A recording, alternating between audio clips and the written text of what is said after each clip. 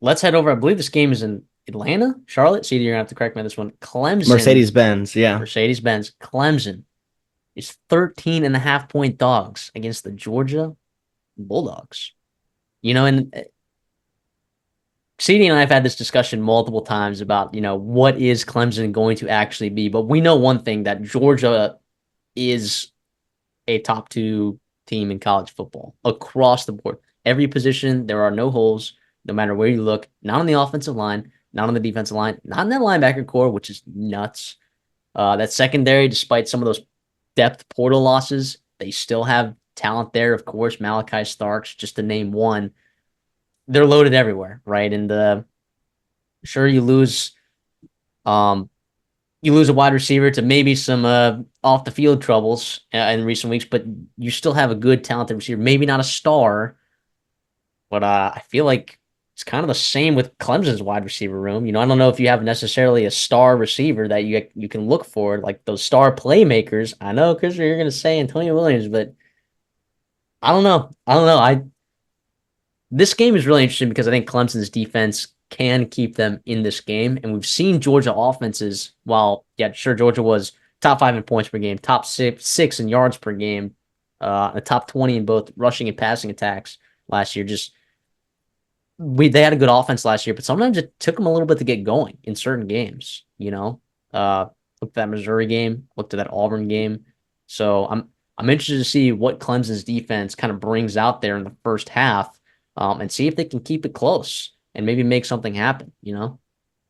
Well, are you going to trust a year two bump under Garrett Riley for, oh my goodness, blinking on names here. Clemson quarterback, help me out. Kate Klubnik. Yeah, you got it. What was it? 11 interceptions, 8 fumbles last year. Just a mess. Receiver room, question marks. I like Phil Maffa. Question marks at the offensive line, though. I love him. I love him. Who's behind him? That's a question I have, too.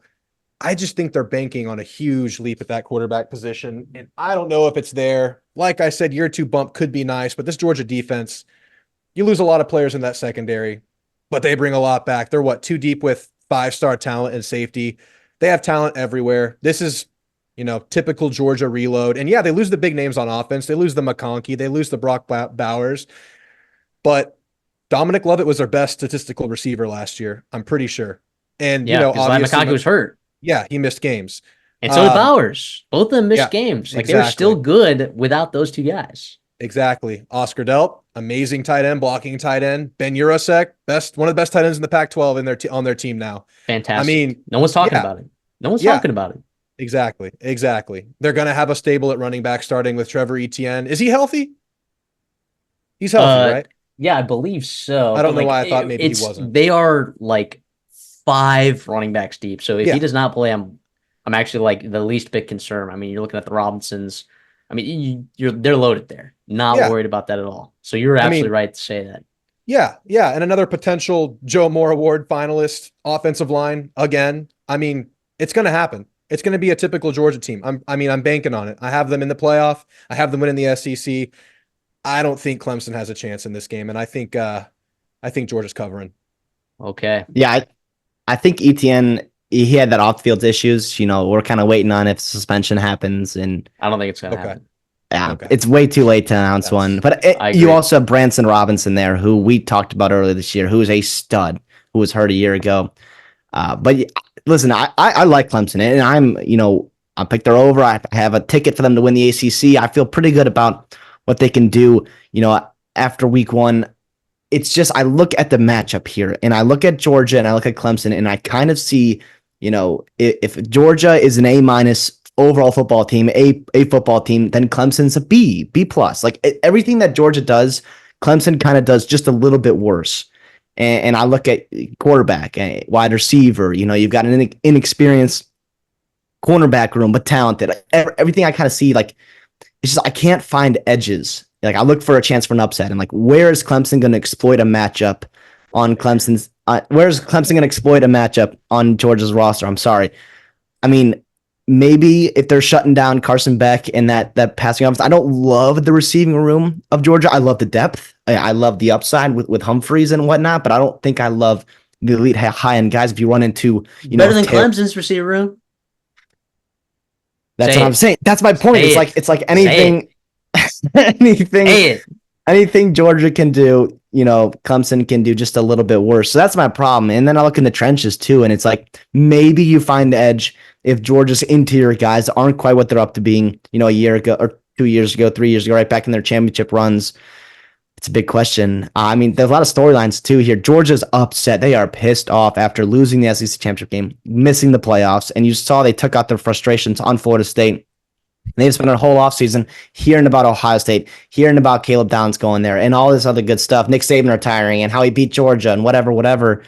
I think they're really upset. I'm going to go Georgia to win, but I do just listen. I don't think this is going to be Oregon, Georgia a couple years ago, right? And that was 50-point domination. I think it's going to be a ball game. I think in the second half, I think Georgia probably pulls away, but I'll go Clemson to cover, and I'll kind of middle it there. I know it's kind of soft taking that middle spot, but I don't know. I just see what Clemson can do in keeping this game close. Obviously, not maybe quite having the top end talent to pull away, just because Georgia is so damn good, man.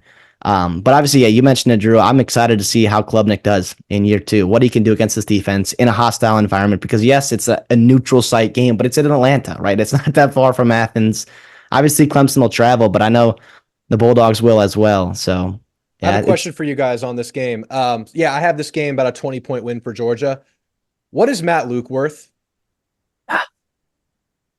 Well, good, sure. I'll let you answer that. So I like their offensive line this year. It is a lot in part due to Matt Luke and what he's done there. Maximizing that talent. I mean, they got talent there. Tristan Lay was a talented kid, right? Arthur Parks can get it done. Blake Miller looking good in camp as well at tackle. There's a lot of guys there. Is the depth? You lose 4 guys that played a lot of snaps for you last year. So the depth maybe not quite there yet. But yeah, I'm with you on Matt Luke. I think it's a big time deal. Maybe not in this game in terms of winning the football game, but the development long term of the program, but also throughout the season. I think it's absolutely massive. I mean, a lot of them made of you mentioned Garrett Riley, right? But Luke might be just as important to that offense as Riley is. Yeah, I look at Clemson. During their dynasty, it's strong offensive line, elite receivers, and is that back? Maybe O-line's back. I don't see it with the receivers just yet. Thank you, Drew. Thank you. We'll see what happens. Yeah, we've had this debate. Me and Steve have had this debate. Glad to hear that someone else is on my side. Sorry, CD. I'll try to get you back later in the vid. I appreciate that. No, that's fair. And you probably there's plenty of games to talk about. Also for the running back room, so Roderick Robinson is likely out. So my guess is Kirby Smart. With that, probably Trevor Etienne maybe doesn't deserve a suspension all of a sudden because, they might need it. But all of a sudden, Branson Robinson, CD, we were talking about in the office. We made that whole video about him. And that might be paying. What if the YouTube algorithm just does us favors because we're the only one with a Branson Robinson video out there? That'd be awesome. But y'all check that. If Branson Robinson pops off and has like 200 yards, make sure to check that video out. So. Yeah, he's kind of a dog. Might be a sneaky fantasy pickup. Not gonna lie, might be sneaky fantasy pickup. I'm writing that down. Yeah, so I'm gonna. Good work, Drew. So I'm gonna also take Georgia and a cover as well. It's in Atlanta, right? Is that what we said? You said it was it's at Mercedes-Benz there, yeah. So at least Chick-fil-A will be serving, which is good. Yeah, that's nice. That's Georgia Tech country now. They're reestablishing Atlanta. Yes, it is. Look at the recruiting, man. Look at the recruiting. It is, but yeah, feed me this Georgia team. I mean, this team is just in so many ways better than this Clemson team. And you know what? I said that last week about SMU Nevada. And it took a fourth quarter RJ Maryland masterclass for SMU to beat Nevada. But this offensive line, the difference is this offensive line, like I actually know what it's going to be. Like the SMU, like we talked about, it might not be great. It might not be great. Look, I anticipate SMU running the ball a lot, but are they going to be able to do well? And the answer was no. Like Brashad Smith was okay, but like the answer was no. And this Georgia offensive line is so good. So good. I know Clemson has that front seven that's pretty solid there too, but what happens in your secondary now? You're relying on a lot of young guys. I know we talked about the receivers for Georgia not being necessarily elite, but how about we account for the youth in the cornerback room for Clemson? Not necessarily the safeties, but the cornerback room, right? So, yeah, I'm there as well. See, did you take Clemson to cover or did you take Georgia to cover? Clemson to cover.